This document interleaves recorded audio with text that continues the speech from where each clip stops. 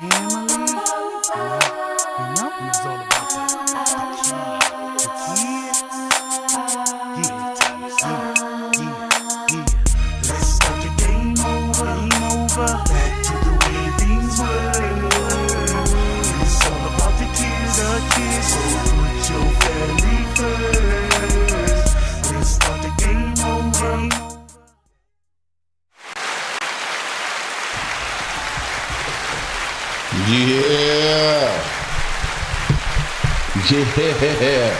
Welcome to Put Your Family First podcast. In the building. Today you're going to get your fill of information. After the day, you should be able to sail to a duck with no knees.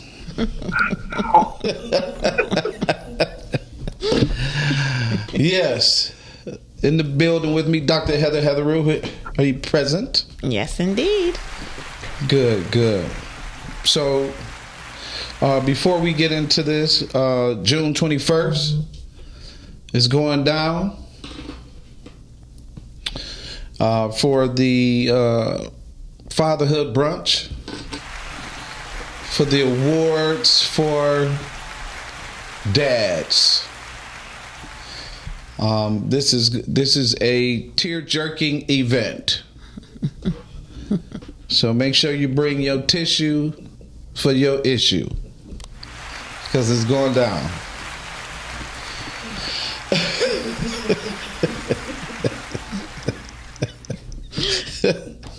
Right? So I'd like to give a shout out. This is a moment. We're going to take a moment of silence for me. There's a young man, and before I bring on our guest, Brian McNeil, this week we had the ups and the downs, right? We had the ups. My niece got married to a round-head African brother.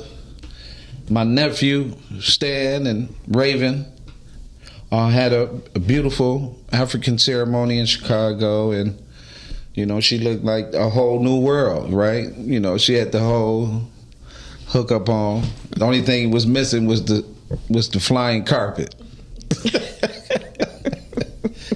Beautiful, right? And then the very next day, we lost my Uncle Rudy. Now, Rudy, right, just like I tell you how dope my family is, Rudy was the executive music director for My Mom Wanna Sing, played on several of my daddy's albums, family friend, godfather to my brother. Rudy is family. Him and my mom used to share cake and pie recipes. Rudy is the one that, his name was Rudolph V. Hawkins. And you can look him up. He did a lot of significant things. Was recently working on some stuff in Africa around the play. But God came and took Rudy. And I tell you this because Rudy was the one that put me up on my dad. He was the one that informed me how my dad felt about me and how he saw me, right? And so I'm going to be mentioning Rudy over the next couple of weeks quite a bit because Rudy is significant. Rudy was the one that knew that my mother didn't play. He'd tell you, don't play with your mama. You can play with your daddy. Don't play with your mama, right? Anyway, our guest today, before he comes on, his name is Brian K. The K is for Kick It McNeil. He's the sales skills improvement evangelist. That means he pray you through these sales, right? And he's selling financial services in different areas. The shortcut, ask for money, master sales language, and he goes on and on. Currently, Brian is laser focused on helping entrepreneurs, financial professionals, and sales teams master the confidence and the communication it takes to sell faster, serve better, and earn more without ever sounding salesy. And I know I sound salesy. He leads 2 thriving virtual communities, the Sales Confidence Mastery Group and the Empowering financial professionals group where members grow their skills and results every month. Ladies and gentlemen, give it up to my friend and brother, Brian K. McNeil. Thank you for having me. I'm excited to be here, my brother. Good to meet you, Sister Heather. Thank you. Nice to meet you too. And the engineer Chantel, she ain't here to learn something too. Hello. Hello, Sister Chantel. How you doing? Hello, finding you. Good. Why can't I see you guys now? I can just see me. Yeah. Because the camera's focused on you, brother. Okay, I got it now. Yes, sir. I see y'all here some faces too, man. Yes, sir. All right, so you're gonna put it where we can see each other. There you go.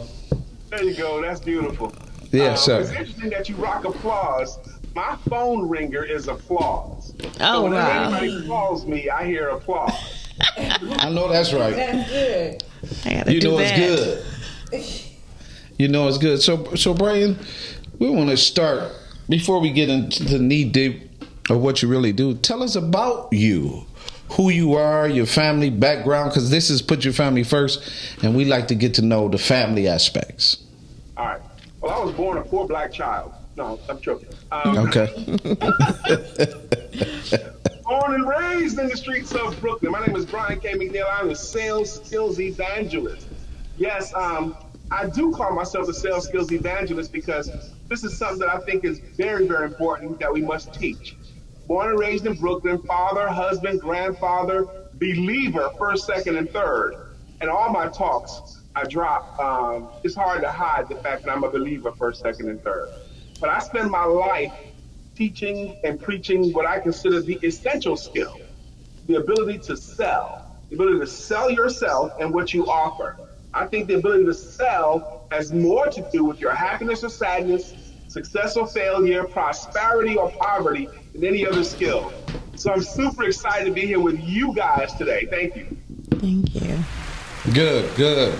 All right, so come on with the family. You're a father of 15, 5, 4, down south. Y'all like to have a lot of babies. So. Actually, I'm from Brooklyn. I live in Charlotte now. Okay. I don't know how many kids I got 6 children and 7 grandchildren is what I have. Yeah. Yes, sir. Yep. But I got to correct you on one thing up front, bro. Go ahead, I'm listening. Because a lot of people consider it a compliment. They'll say, Brian can sell ice to an Eskimo, or Brian can sell anything to anybody, or Brian's the greatest salesman. And I know they're well-intentioned.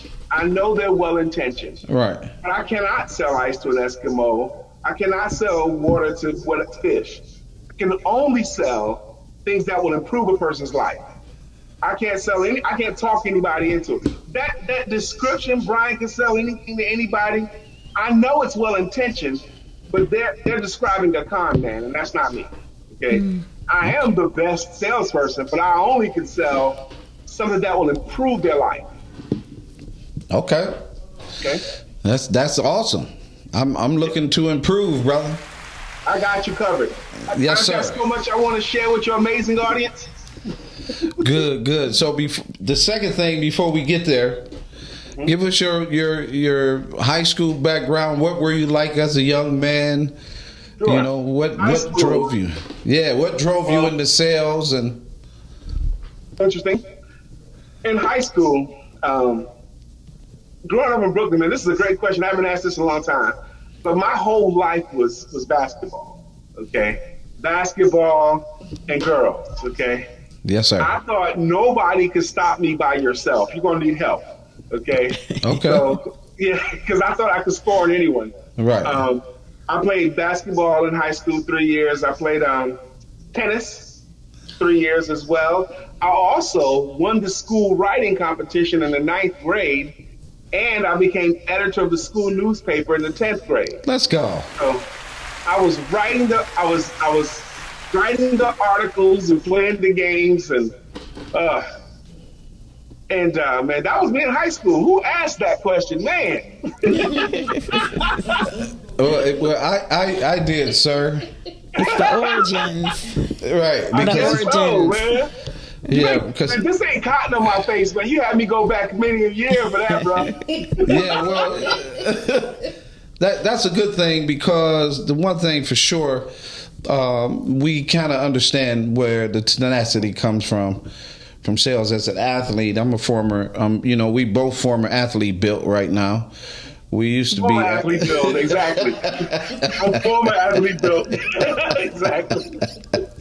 I'm not that athlete anymore. So Right. that's a long time ago. Long time ago, right? And so we like to, this next question, and then we're gonna let you fly. Okay.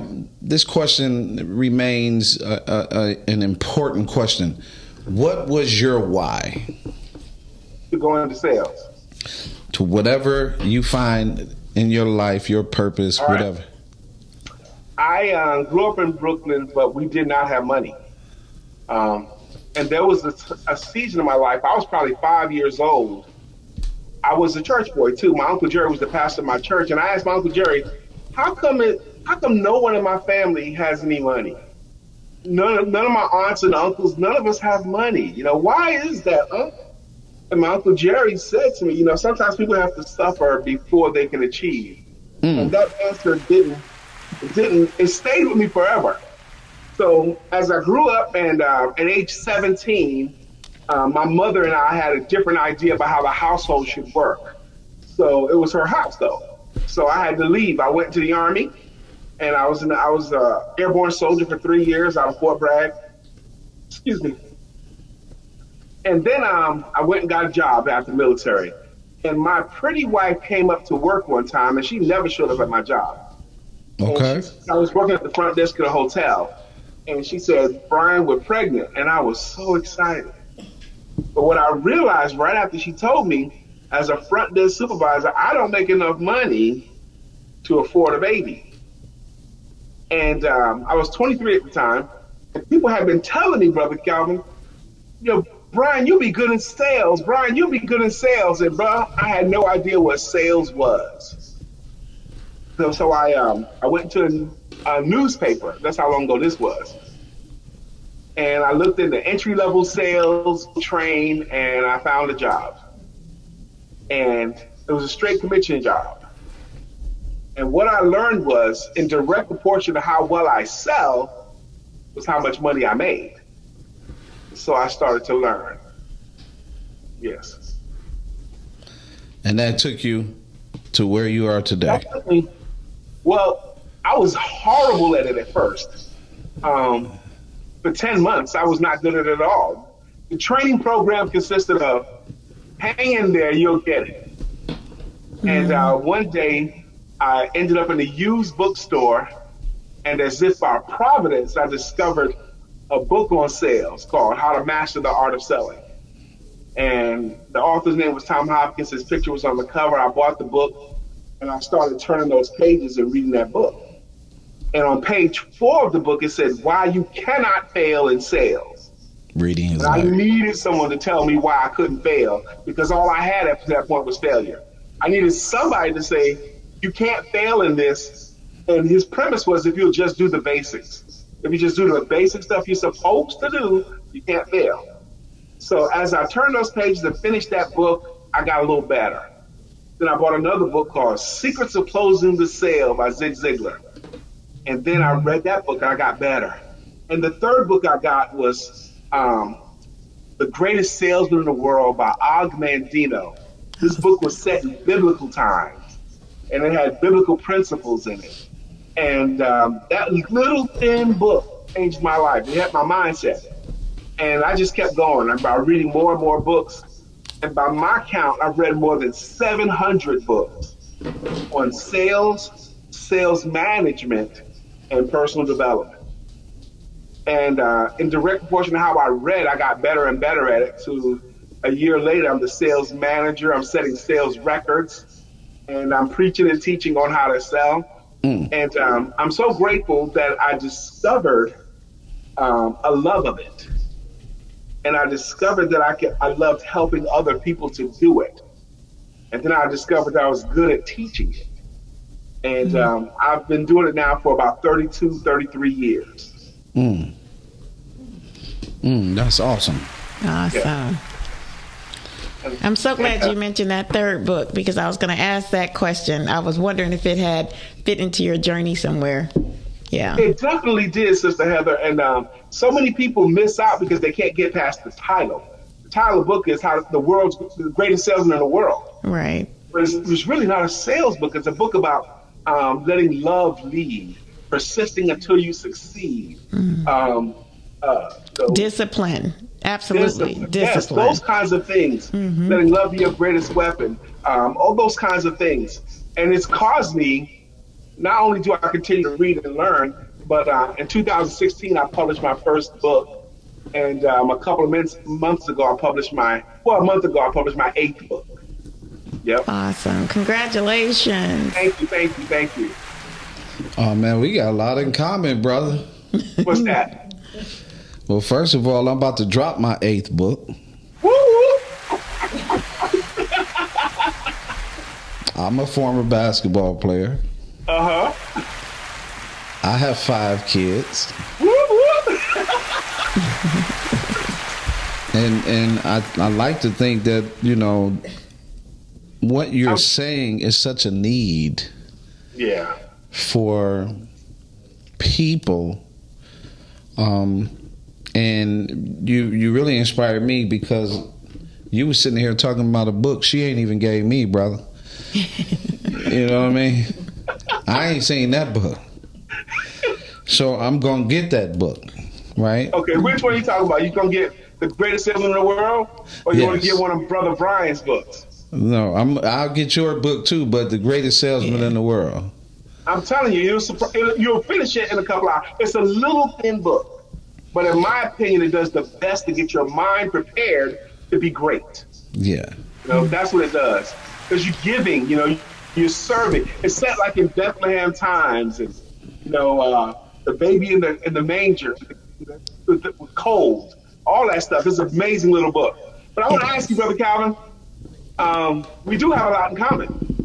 There's a couple more things about me I want to see if you have in common. Okay. I am a cigar enthusiast. How about you? I mess with cigars. I do. Okay. Yes, That's sir. one. And I am a chess enthusiast. How about you? I mess with chess. I haven't played it in a couple of years because I've been dealing with this life chess out here with these people. Yeah. But I mess with the chess too. Right. But both of those things are enthusiasms of mine. Huh? Right. I've been known to lose at chess, and then, you know, every now and then win. Okay. Right. But because I like to challenge the guys that play it all the time. Like me. Right. And then my goal is to see if I can beat you. I play every day, all day online. Okay. So. Do you? Yeah. You like it. Mm-hmm. I love it. And I'll have one cigar a day, every day. So. Okay. Yeah. Well, my brother, he can do it that way, but my brother is the real cigar enthusiast, right? Where, but I know a few, right? Okay, yeah. And every now and then I'll have one. All of the coolest people are cigar smokers. The coolest and the smartest and the best looking. Then I'm in the game.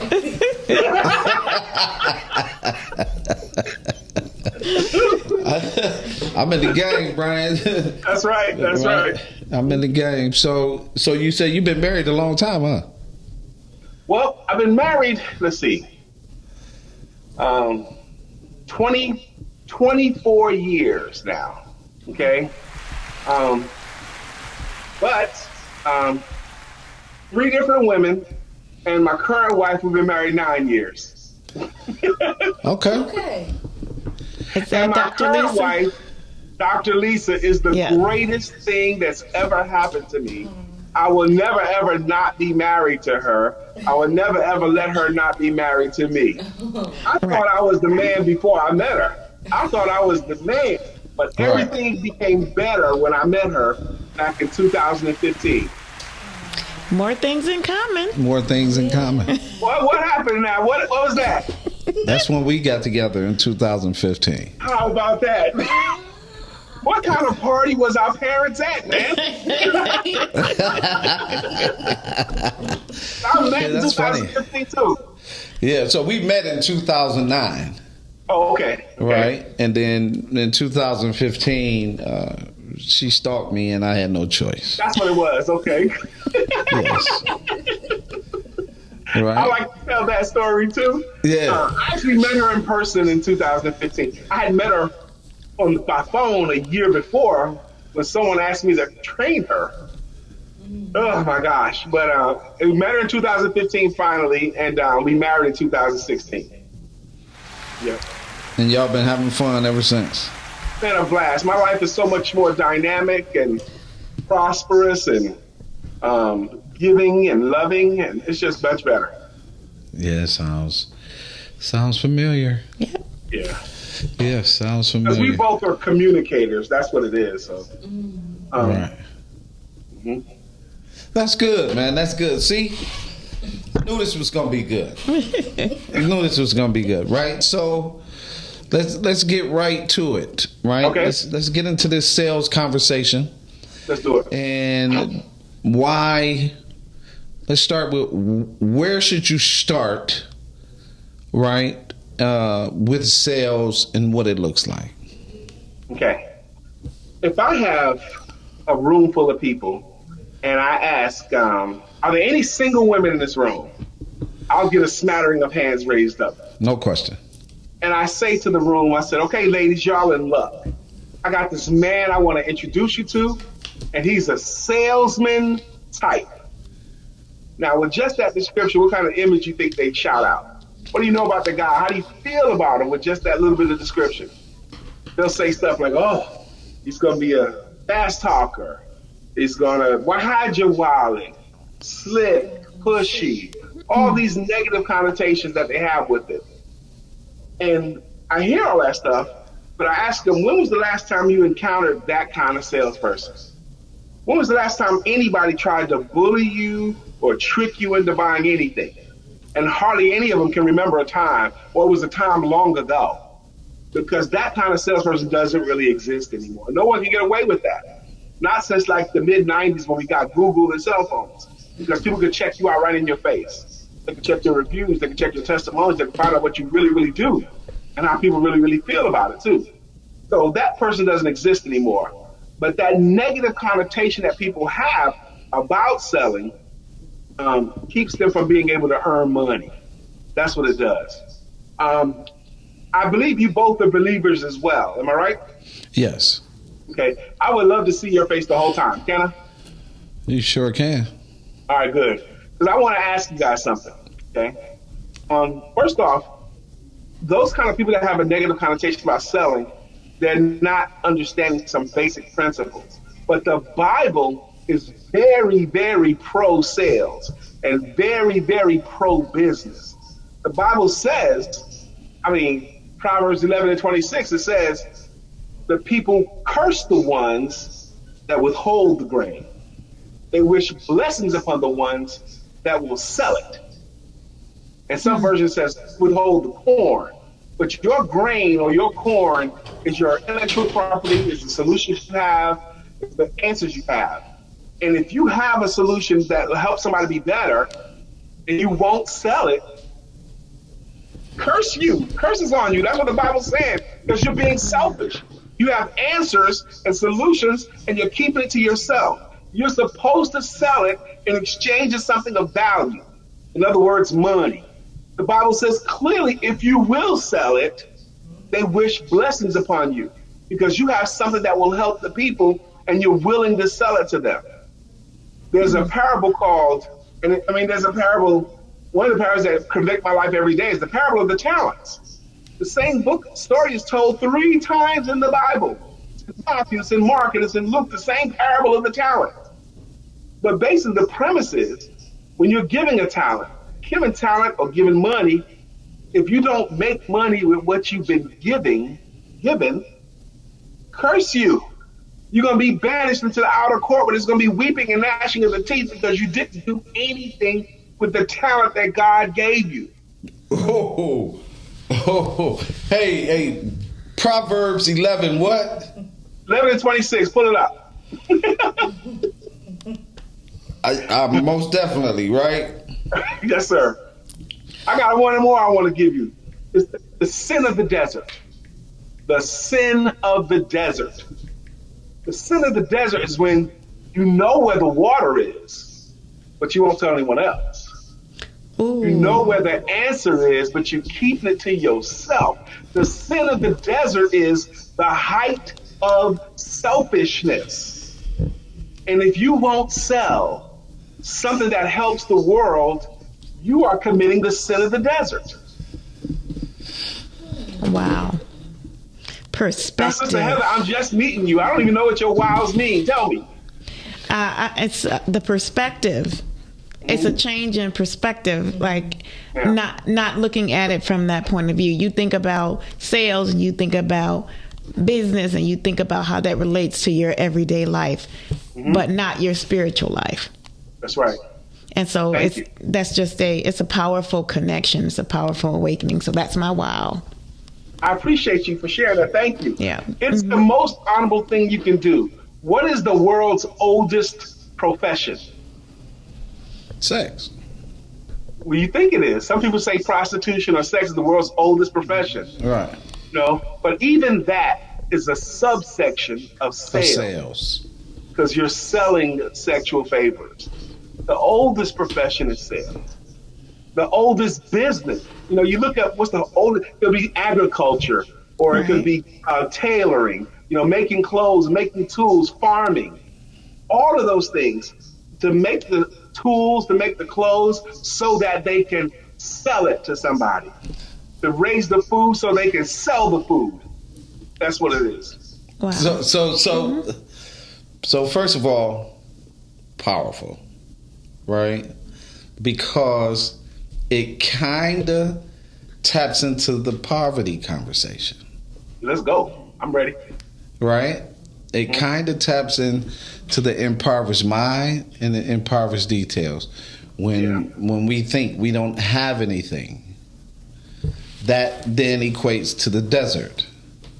Yeah. It's when we're looking for something or someone to process that. So at one point, I was doing insurance, right? Now I did it when I was younger. Then I did it again, but I was already locked in the purpose. And I'm thinking I can go and push this, but I'm locked in the people, the servant, my why. Okay. And then this year, a brother put me up, and so I made a ton of cold calls for opportunities this year. Okay. One just came back this way today. Now, what he told me was, and you possibly can add to this, of course, but what he told me was just keep going, keep calling, keep asking, keep positioning it. You got everything that you need to sell. All right. Now, how transparent can I be with you? You can be very transparent. This is our show. We Okay, do good. what we want to. All right, my brother. Bad language. You committed some sales crimes. Okay. You don't do insurance. You never say I do insurance. I do real estate. Right. I do coaching. When you say I do it or I'm doing it, what you're doing is you're making yourself common like everyone else that's doing it. But there's no one like Dr. Calvin Mann. Right. Okay. You don't just do insurance. You help people to ensure their financial future.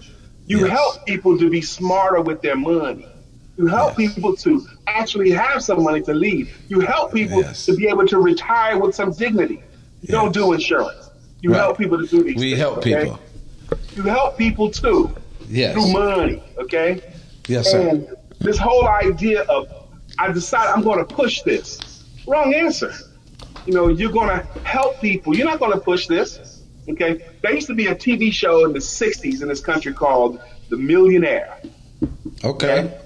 There used to be a guy named Mr. Tipton. He was a absurdly rich man. He had this thing he liked to do. He used to like to give away checks for $1 million to strangers.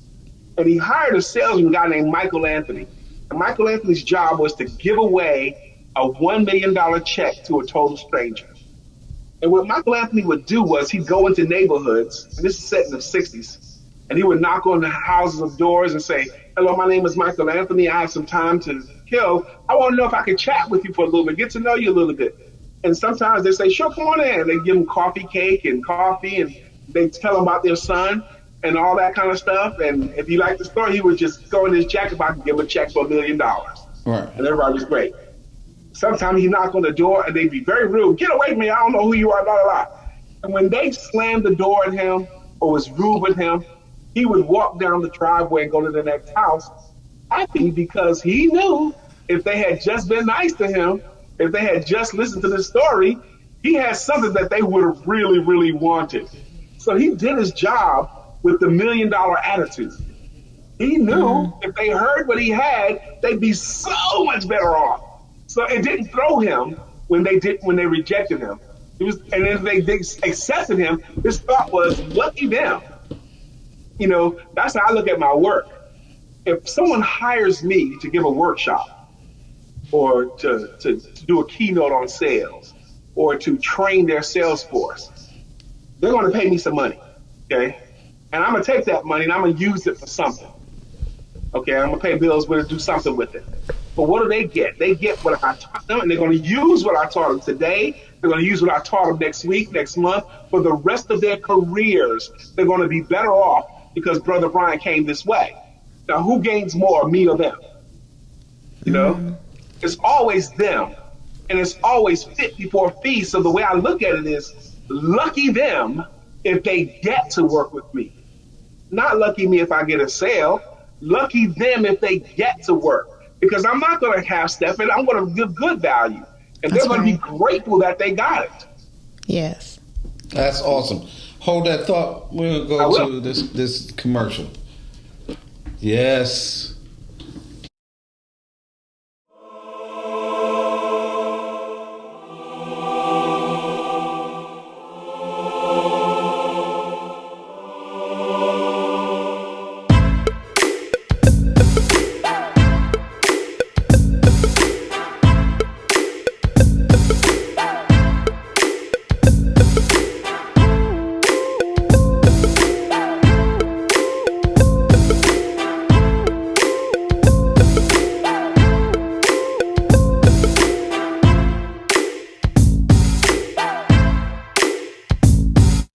Are you an indie podcast or content creator looking to reach a wider audience?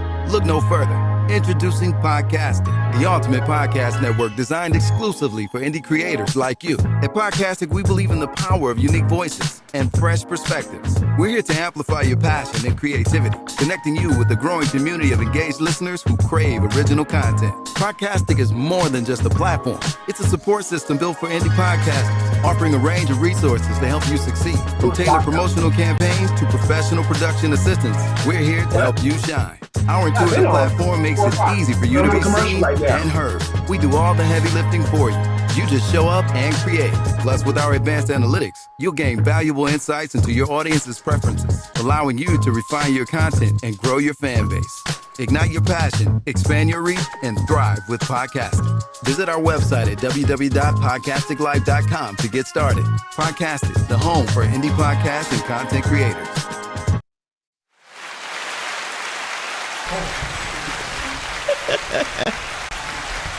Yes, sir. Turned out over here. Yeah. You got an uncle in the furniture business.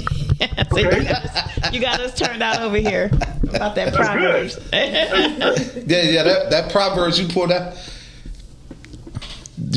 one. That's a heavy one. Mm-hmm. That's a heavy one. It really changes how we. So we're doing a campaign right now called Reading is Life. We're trying to raise $300,000, right? And because we got 100 boys on the waiting list, black boys in the nation, 17%, right? Not good. First thing you said was you done read over 700 books. You lived the first 3 you put out.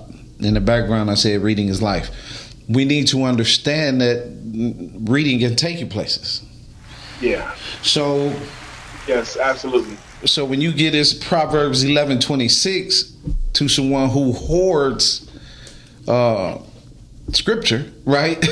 Uh-huh. and uses it in context, this is very heavy because it says people curse the one who hoards grain, but blessing is on the head of the one who sells it.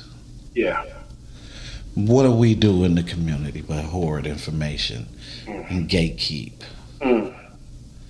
What do we do? We try to sell poor information, and we miss out on our purpose. And then when we're charging and yelling and screaming about our purpose and what the people won't purchase, they don't understand this is what we've created.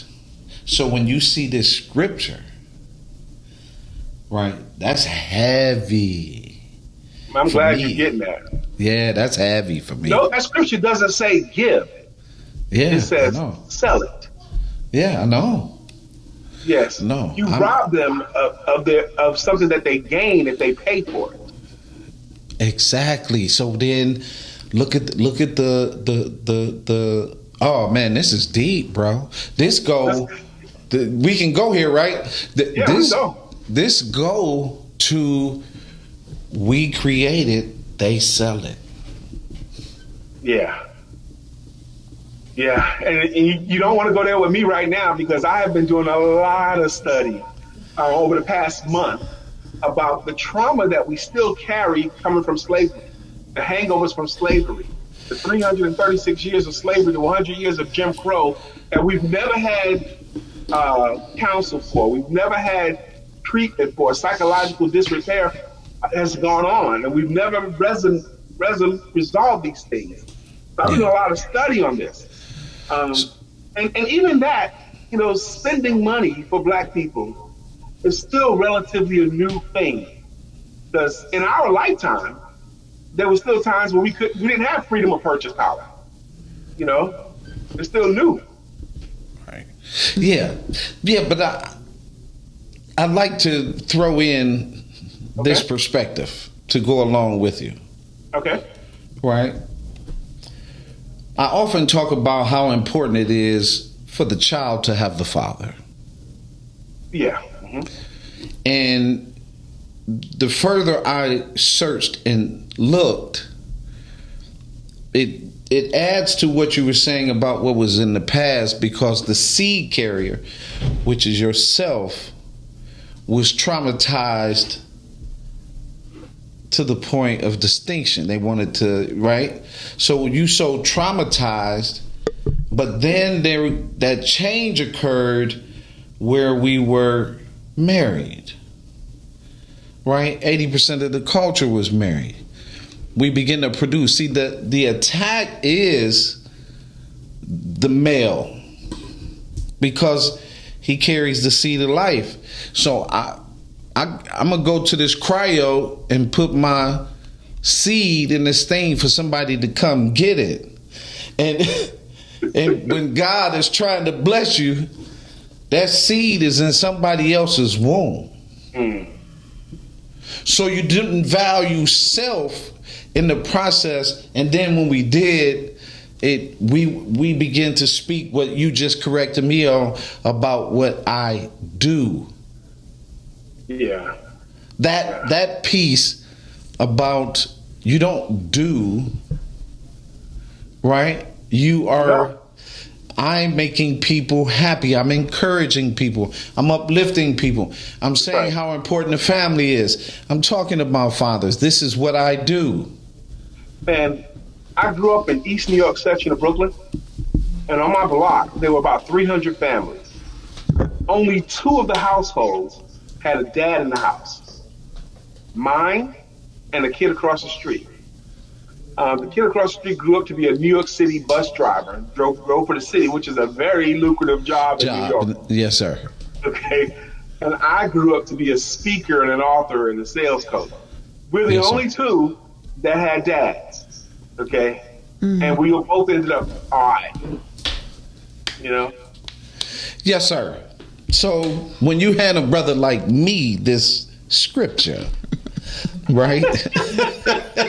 I'm happy that this has changed the arc. You know? Well, I'm always looking for a way to, some people say trying to find my way back, but I'm always looking for a way to create a masculine synergy that is important for other young males to see. Yeah. It's not the masculinity of pimping, playing, and procrastinating, because those three pieces create damage. Right? It's this process where we're sharing information and learning from one another to share your story in this process. So I'm gonna get off that because you got me fired up. You don't have to get off of it yet. Yeah. See, you got me fired up, brother. This masculine energy, Yes, Listen sir. to Psalms 1. Okay. Blessed is he who does not sit in the seat of the scornful or seek the counsel of the ungodly. Don't take advice from somebody that's not doing better than you. It'll change these young people's lives. Yes, sir. Yeah. It'll change their lives. Not taking counsel from someone that's doing just like you. Yeah. Seek someone like Dr. Calvin. Yeah. Okay. Yeah. Be on the lookout. You know what I mean? Head on the swivel, as they would say. Find that good soil. Yeah. Yes. Oh man, why you go there? You tapping all kinds of triggers. Hey, I'm saying, hey, brother I've been on here Brian. with you guys for 4 years. Hey man, come on, brother. I can hang out with you, man. Yes, sir. Especially, All I can hang kinds out of with you. triggers. man, All kinds on of that good triggers. soil. Yeah. You say you in North Carolina? Yeah. Yeah, I got right. So we got to come down there anyway, because my brother Kelly Little is down there. No, Kelly Little Yeah, that's my man. in Charlotte.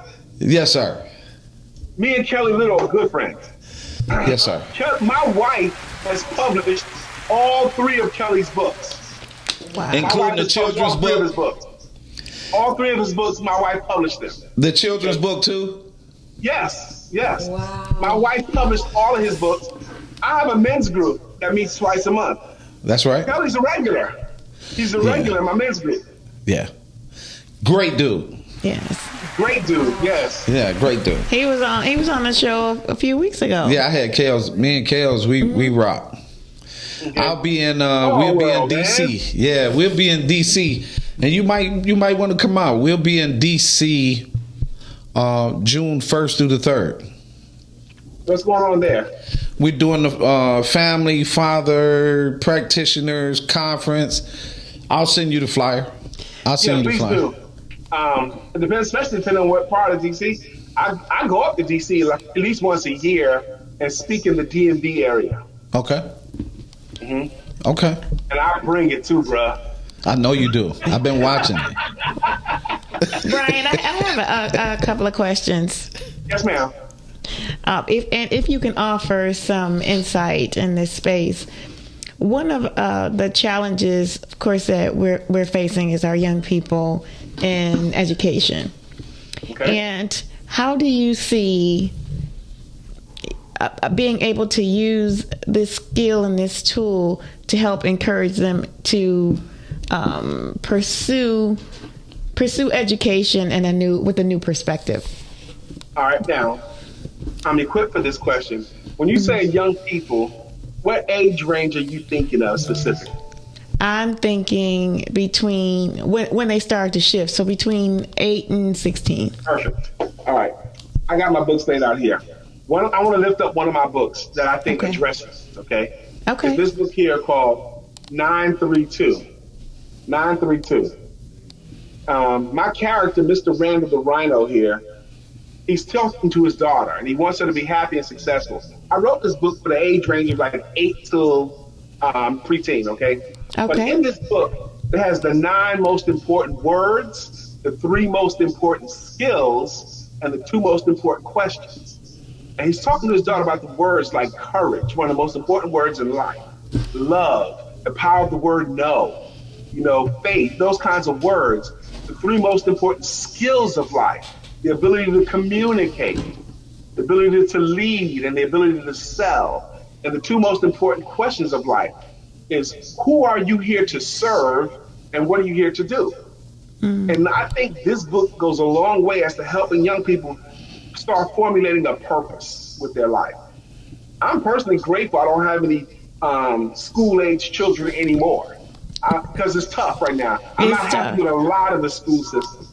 I'm not happy with the way they still do it, based upon a Greek model over 100 years ago, designed to fail 70% of them. Okay? So I don't like it, a lot of it. So our job as parents is to continue to teach.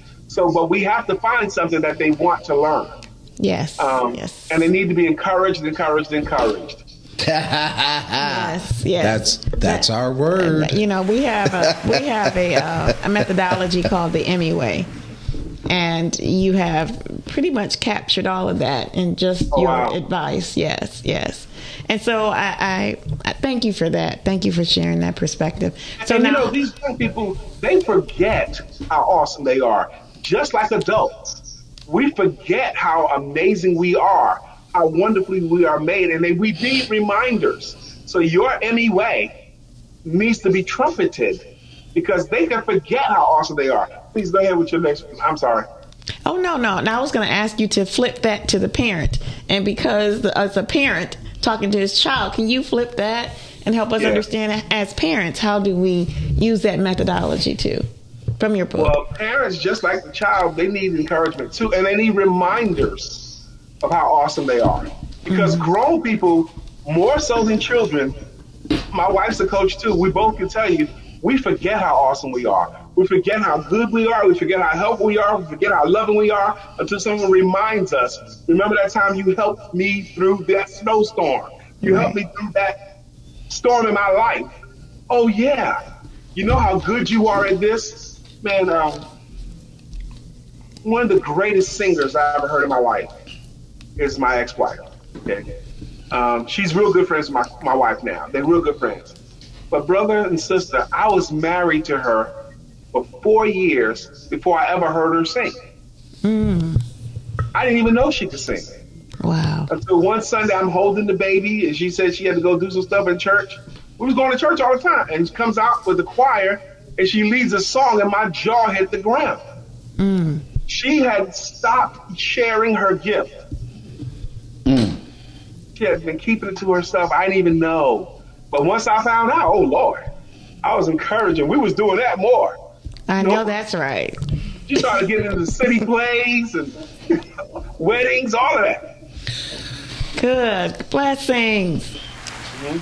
Blessings. So, encouragement. Yes. Adding courage. Right? Yes. That's awesome. And you don't know the story. Oh, okay. It's going to be good, but go ahead. Right. And tell the wife we said hello if she's in the vicinity. Okay. Right? She's not, but she wanted to. Anyway, I'll get to that. Go ahead. Yep. Yeah. Because you could have easily pulled her on, right? At this point, it's family, right? I would love to bring her in here. She's awesome. Yeah, bring her in, right? But Okay. before, right? But what's hilarious, right, is that's all my success is the word encouragement. That's 40 years of male and youth and family success is encouragement. Now, I didn't get there, right, like the whole process until we really sat down and really went through the stories and the storms and the lessons and the blessings and brought that process through as to who you really were.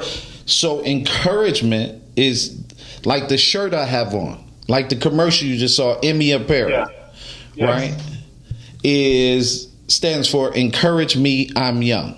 Young, yes. I love it.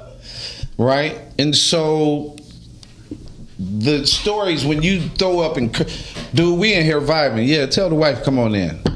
We're gonna add her face to the screen. Yeah.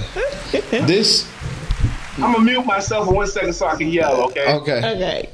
And just know too that we do have a link, so you'll be able to use this video for you, for your speaking engagements, for sharing. We want you to make sure that you use it as a tool as well. Yeah, he can get it right at youtube.com. You just pick it up on our website.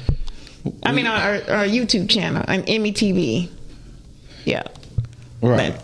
Right. So right, you can see. I don't know what shit. She could be in the garage. She could be out back. I don't know. So after we understand it's about encouragement, you got it. Which you beautifully just said, adding courage. Yeah. Everywhere. That's what you do. Everywhere. You add courage, and you'd be surprised how many people are getting that just by watching your walk. Just watching what you do. Watching that you do this. That you're married to her. That you have outstanding guests on. People are watching you, man. That matters. Everywhere. Yeah. Right? It's not what you do, it's what you are. It's what I am. My uncle just... Woo! Family. Keep dropping them. Hey, look. Hey, you dropping them, B. Listen. We had a family reunion meeting, and my uncle, who I'm giving this fatherhood award to, the family reunion meeting ends, and he says to me, Bubs, that's my nickname, right? One of my nicknames with the family is Bubs. Okay. And he said, Bubs, you are encouraging me. I'm young. Now go and take this thing across the world. Yeah. Yeah. He's right. He's absolutely right. Bro, that hit me, and then you didn't hit it again? Let me say this. Me and your uncle, we might be smart men, but we ain't that smart. That's God's message coming through. And your McNeils. And your McNeils. Huh? He's a McNeil too. He's a McNeil. You gotta be kidding me. Neal. Don I spell it different. Right. You spell it different, but he's a McNeil. Yeah, the wisdom still following the name, apparently.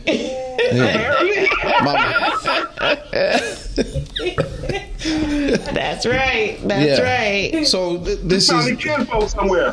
Yeah, this is good, right? And so one thing I want you to do is, before you exit, real quick,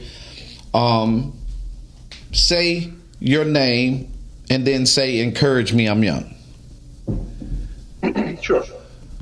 Brian K. McNeil. Encourage me, I'm young. Thank you. So I need you to give the best advice you can give the people and everybody that's watching, or whoever will see this. Give the people the best advice you can now. The best advice I could give you. If you want your life to be more successful than it's been up until this point to the rest of your life, 2 points. Number one, be willing to ask for more help. Number one, be willing to ask for more help.